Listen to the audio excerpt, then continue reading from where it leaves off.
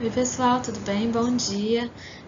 Vamos começar então o estudo do corpo humano, né? E a gente vai começar o estudo do corpo humano falando sobre o sistema digestório e a digestão de alimentos. Antigamente se falava sistema digestório, a gente fala também sistema digestivo, tá? Mas enfim, tanto faz no nosso caso, tá bom? Bom, vamos lá. Eu sei que vocês já estudaram, né? No ensino fundamental a gente estuda alguma coisa, né, relacionada ao corpo humano, células, tecidos e órgãos, né? Só que agora a gente vai entrar um pouquinho mais aprofundado nessas questões, tá? Provavelmente essa aula vai ficar um pouco grande, então eu vou quebrar em duas, né, para não ficar muito pesado o vídeo, tá? Vamos lá, órgãos. A gente tem quais são os órgãos do sistema digestivo ou digestório? A gente tem a boca, a faringe, que é chamada de orofaringe no caso, porque a gente vai ver que a faringe faz parte também do sistema respiratório, tá? Então, a faringe faz parte do sistema respiratório e do sistema digestório. No caso do sistema digestório, a gente tem a orofaringe. O esôfago, o estômago, o intestino delgado, que é separado em duodeno, jejunum e íleo, o intestino grosso e o ânus. A gente ainda tem as glândulas acessórias, tá? Do sistema digestivo, que é o fígado, o pâncreas e as glândulas salivares. E a gente vai mostrar direitinho como que é isso. Ok? Cada uma delas em especial. Vamos lá então. A boca, né? O primeiro órgão do sistema digestório. Quando a gente ingere um alimento, para que serve o sistema digestório no fim das contas? É para a gente ingerir o alimento, né? Processar esse alimento para a gente ter energia, né? Vocês já viram a respiração celular, a gente precisa de moléculas orgânicas para a produção de energia. A gente viu a quebra da molécula de glicose para produzir energia, mas lipídios também liberam energia, proteínas também liberam energia, né? E é isso que a gente ingere. Então, todas essas moléculas, todos esses alimentos, eles precisam ser quebrados nessas moléculas, né? Para elas alcançarem as nossas células, ok? Então, a digestão começa na boca. Na boca, a gente tem a saliva, não é isso? A saliva, ela já é uma solução aquosa, né? Que tem a primeira enzima digestiva, ok? Que a enzima da boca é a amilase salivar, ou pitialina. Essa enzima, ela trabalha, né? A gente viu ano passado, não sei se vocês lembram, a questão das proteínas e enzimas, né? Cada enzima tem um pH ótimo para funcionar. Não sei se vocês lembram disso. A amilase salivar, ela atua em pH neutro, ou seja, a saliva, né, da nossa boca tem pH neutro, tá? Bom, o alimento primeiro é processado, né? Como que ele é processado? Ele é quebrado fisicamente primeiro, né? Por causa dos dentes e da língua na mastigação. Serve para triturar o alimento e misturar com a saliva. E a saliva, ela consegue fazer já a primeira digestão química, né? Por causa dessa amilase salivar. O que a amilase salivar digere? Ela quebra, como o próprio nome diz, né? Ela quebra o amido, certo? A amilase quebra o amido, então, não sei se vocês lembram também, cada nome de enzima já dá a entender qual que é o substrato dessa enzima, né? Ou seja, o que ela quebra. A amilase quebra amido, ok? E o glicogênio também, porque o glicogênio, vocês devem lembrar também do ano passado, né? Tanto o amido quanto o glicogênio, eles são moléculas grandes com várias glicoses, né, interligadas. Então, a amilase salivar vai quebrar já esse amido, esse glicogênio, em várias moléculas de glicose, tá? A maltose é um disacarídeo formado por duas moléculas de glicose. ok? Então, recapitulando, a digestão começa na boca. Primeiro ocorre uma digestão física, na trituração dos alimentos do dente à língua, e ocorre o início da digestão química, com a enzima amilase salivar, para digerir amido e glicogênio, certo? Formando a maltose, que é um disacarídeo, para depois ser quebrada em moléculas de glicose, ok? Bom, depois da boca, aquele bolo alimentar formado, né, quando a gente mastiga, ele é deglutido por nós, né, a gente engole esse bolo alimentar, e esse bolo alimentar vai para a faringe, onde segue para o estômago, né, a faringe. A faringe, gente, olha aqui, a gente tem aqui, nessa figura, é um corte, né, de um rosto humano cortado no meio, assim, né?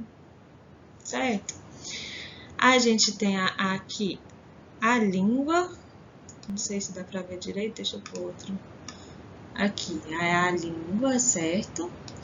Aqui a gente tem a garganta, ok?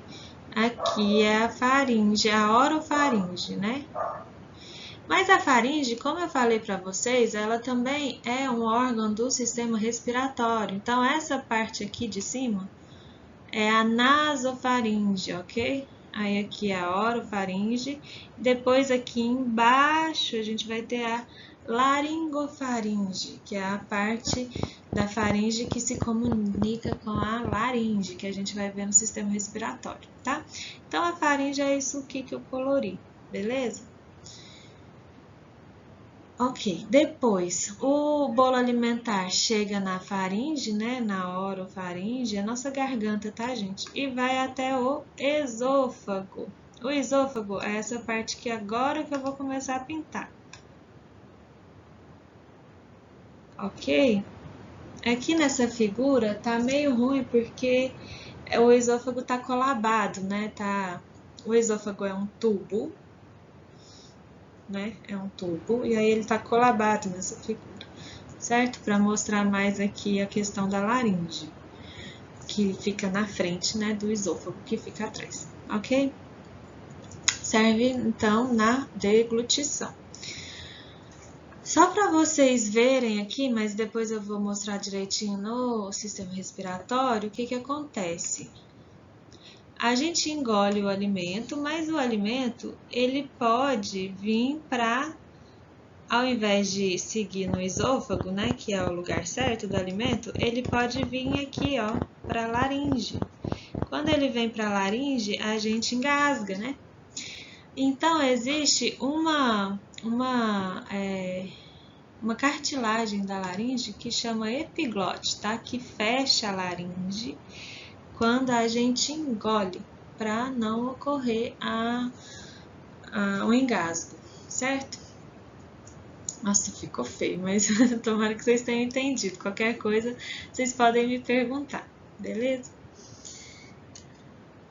O esôfago, então, é um tubo de paredes musculosas, membranosas musculosas, que atravessa o diafragma, que é um músculo que separa o tórax do abdômen. E esse bolo alimentar, ele vai descer, né, por meio das ondas peristálticas, ou peristaltismo, ok? E aí, depois do esôfago, que é aquele tubo, né? Chega aqui o tubo no estômago, certo? Aqui esse tubo continua sendo o esôfago, a continuação do esôfago até chegar no estômago, certo? O estômago, então, é uma bolsa de parede de músculos membranosos localizadas no lado esquerdo superior do abdômen. Bom, como que chega esse bolo alimentar? O bolo alimentar, aqui está o esôfago, né, pintado aqui de amarelo. Entre o esôfago e o estômago, a gente tem um esfíncter esofágico. O que é esfíncter? Esfíncter é tipo uma abertura, né, que tem em volta dessa abertura tem músculos lisos, musculatura lisa. Então, quando o esfíncter relaxa, a abertura abre, né? E aí o bolo alimentar chega no estômago, certo? O esfíncter, então, entre o esôfago e o estômago chama esfíncter esofágico. A gente tem também um esfíncter entre o estômago e o intestino delgado, o mesmo intestino delgado, que é o duodeno, que é chamado esfíncter pilórico, tá? Ok? Que é uma abertura, essa abertura ela vai se abrir quando o músculo relaxar, certo? Bom, o que tem no estômago? É importante a gente saber que no estômago a gente tem outra enzima. Então, a gente tem uma enzima na boca, que é a amilase salivar, que funciona em pH neutro.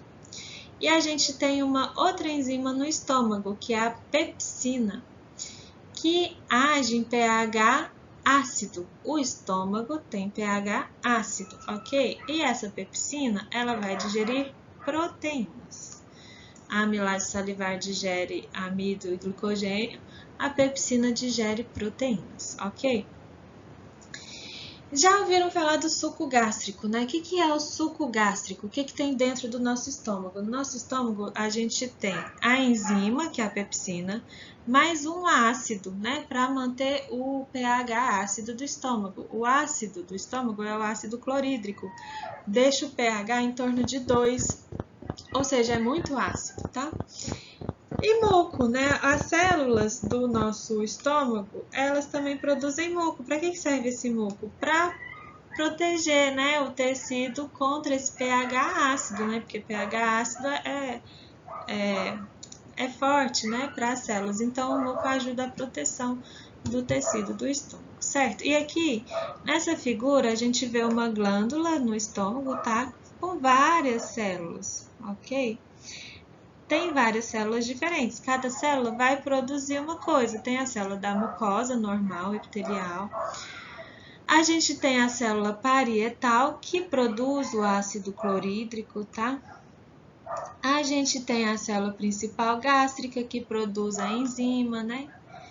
E a gente tem as células secretoras também de gastrina, que é um hormônio, ok? Mas vocês não precisam saber detalhes sobre isso, não. Só para vocês saberem que a célula que produz a enzima produz o pepsinogênio. Pepsinogênio é uma molécula que em pH ácido vai formar a pepsina, ou seja, pepsinogênio é uma enzima não ativada. Para ativar a enzima, o pepsinogênio precisa de pH ácido para virar pepsina, para digerir as proteínas, certo? Bom, essa tá ficando muito grande, né? Esse vídeo, então eu vou cortar para dar o segmento depois, ok, gente? Aqui, só para vocês saberem que o estômago, na anatomia do estômago, a gente tem regiões, né? Para saber mesmo o nome das regiões do estômago. A gente tem a cárdia, que é a parte perto do esôfago, né? O fundo do estômago, que na verdade é a parte superior, né? Do estômago, certo? O corpo do estômago, que é tudo. O antro e o piloro, que é essa parte mesmo que vai depois se ligar ao intestino delgado, ao duodeno, certo?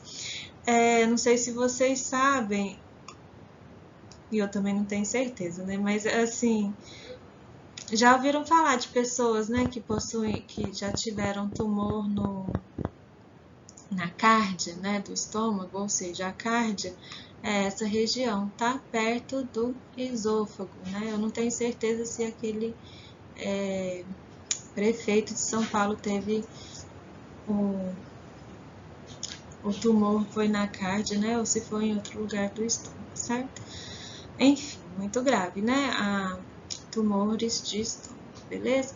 Eu vou cortar esse vídeo e aí a gente passa mais pra frente o outro vídeo, certo?